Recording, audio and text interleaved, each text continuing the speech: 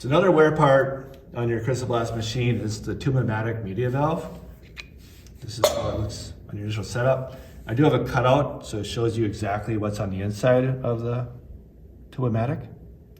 This is a nickel-plated Tube-O-Matic core, and then that's a Tube-O-Matic thick rubber bladder, we call it.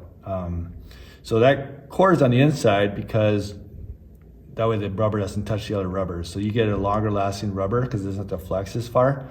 Plus it's thicker than a traditional rubber. So you get that two components in there.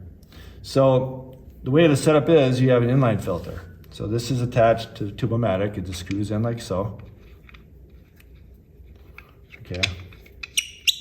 So the way it works is it's got a brass filter on the inside.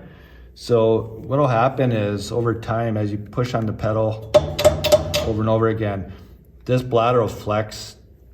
So it's kind of open right now, but there's no air present. But when air goes through, it's going to push on that bladder, and so it kind of conforms to the core. So that's pinching off the air supply. So you get no air or sand, okay? When you step on the foot pedal, it releases that air pressure on the bladder, so it opens it up, so it allows the abrasive and the air to pass through.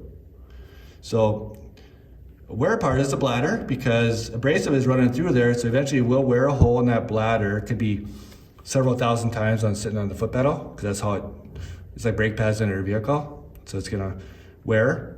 What happens when you get a hole, since air is being pulled out when you press on the pedal, right, so it opens it up. If that's got a hole right there, it's gonna pull abrasive with the air into your airline going to your foot pedal, okay? So this filter is designed to catch the abrasive, okay? So only air passes through, so that way your pedal stays clean. Because once abrasive gets in your foot pedal or treadle, it damages it and you can't use it.